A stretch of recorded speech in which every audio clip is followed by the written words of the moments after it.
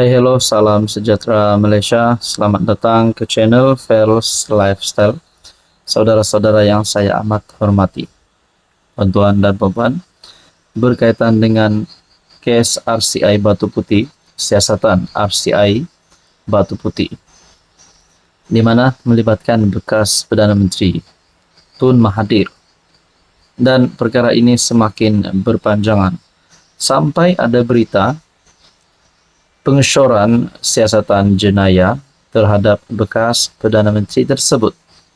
Saudara-saudara, adakah Mahathir sebagai bekas Perdana Menteri, sebagai pemimpin yang pernah menjadi Perdana Menteri sebanyak 2 kali, sebagai pemimpin yang disegani ramai, yang dihormati ramai, bukan sahaja di Malaysia, tetapi di seluruh dunia, adakah Mahathir tidak lagi mempunyai harapan untuk menumbangkan Anwar Ibrahim, untuk sekali lagi menjadi PM?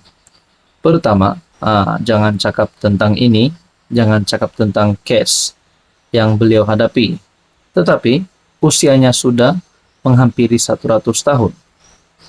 Nah, kita teruskan di dalam isu berkaitan dengan kronologi kes Batu Putih, bagaimana rakyat Malaysia dibohongi Mahathir. Ini lagi satu pendedahan. Kalaulah satu hari nanti Mahathir didapati bersalah, adakah Mahathir akan ditangkap? Nah, kalau ditangkap, berapa agaknya hukuman penjara yang dihadapi oleh bekas PM tersebut?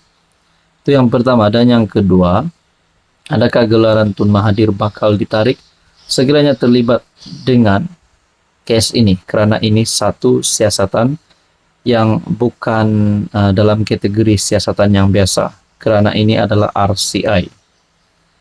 Kronologi kes Batu Putih, bagaimana rakyat Malaysia dibohongi Mahathir oleh Muhammad Puat Zarkashi. Pembohongan terbaru Mahathir mengenai Batu Putih ialah itu bukan keputusan dia seorang, itu keputusan kolektif Jemaah Menteri. Tapi ia disangkal oleh Datuk Seri Dr. Wan Azizah, Datuk Seri Muhammad Sabu dan Anthony Locke. Mereka mendakwa Tun Mahathir menghantar surat lebih awal pada ICJ melalui Peguam Cara Negara pada 21 Mei 2018. Mesyuarat pertama Kabinet berlaku pada 23 Mei 2018 setelah surat dari Peguam Cara dihantar kepada ICJ. Pagi sebelum mesyuarat Kabinet, Mahathir terlebih dahulu beritahu Singapura dia membatalkan rayuan Batu Putih. Mahathir jelas membelakangkan Kabinet. Mesyuarat Kabinet hanya rubber stamp. Dapatan RCI jadi bukti kukuh Mahathir telah meminggirkan jemaah Kabinet. Sebab itu RCI mencadangkan Mahathir disiasat di bawah Akta Jenayah. Inilah kronologi yang rakyat Malaysia kena tahu bagaimana mereka dibohongi. 23 Mei 2008, ICJ putuskan Batu Putih milik Singapura. 2 Mei 2017, Malaysia memfailkan semakan semula keputusan 2008 kerana ada bukti baru rayuan boleh dibuat dalam tempoh 10 tahun.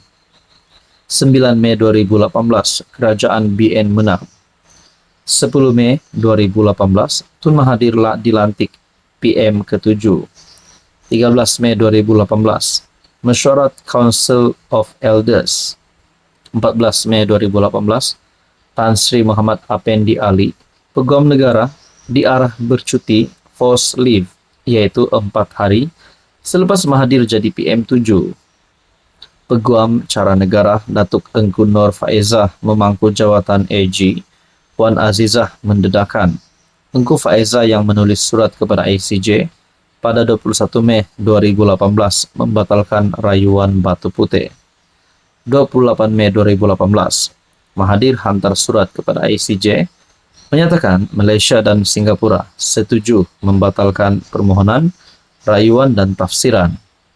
29 Mei 2018, Singapura sahkan surat permohonan Malaysia.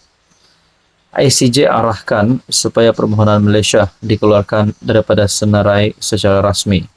Maka kedaulatan Batu Putih hilang selama-lamanya karena tempo 10 tahun telah tamat. 30 Mei 2018, akhbar The Straits Times Singapura telah melaporkan Malaysia menarik diri rayuan Batu Putih.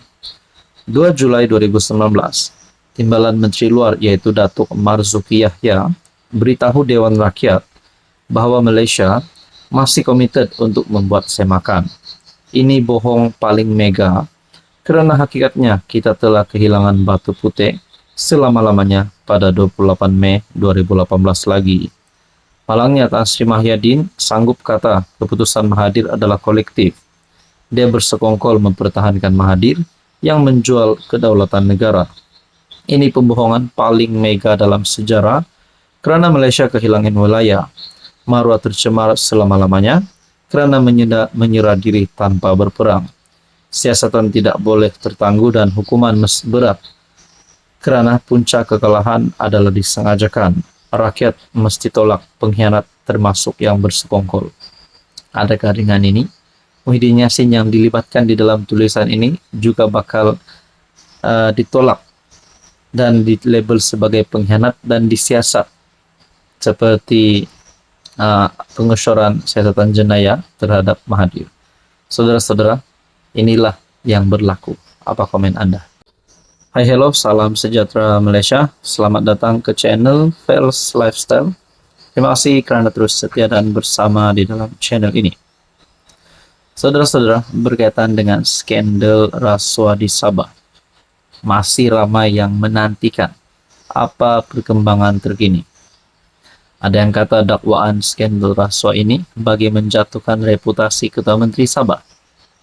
Tapi di sisi yang lain, rakyat Sabah, negeri di bawah Bayu, mulai bersuara.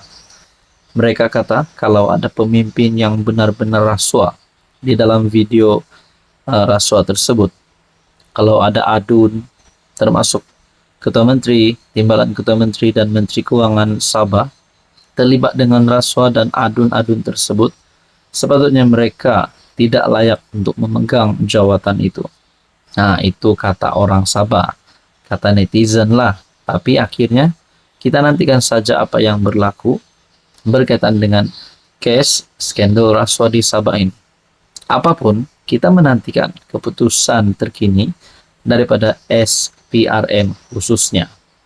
Ini satu berita yang saya terima ataupun satu maklumat yang saya terima berkaitan dengan skandal rasuah di Sabah. Dalam satu kenyataan rasuah adun Sabah,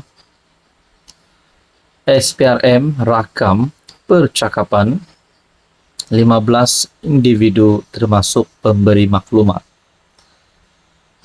Azam Baki memaklumkan pemberi maklumat tersebut enggan menyerahkan apa-apa bukti yang dimilikinya karena masih menuntut pelindungan immunity. Tapi pemberi maklumat sudah mendedahkan video-video tersebut. SPRM telah merekam percakapan 15 individu termasuk 8 adun Sabah dan seorang pemberi maklumat berhubung video dakwaan skandal rasuah melibatkan adun di negeri itu.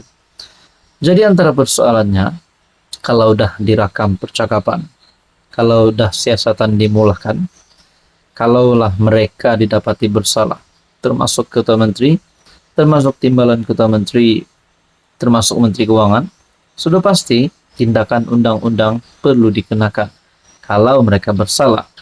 Jadi, adakah ini membawa kepada tangkapan terhadap pemimpin-pemimpin ini, termasuk ahli Dewan Undangan Negeri, adun-adun yang terlibat? Ketua Pesuruhjaya SPRM Tan Sri Azam Baki berkata sesi merakam percakapan semua individu telah selesai.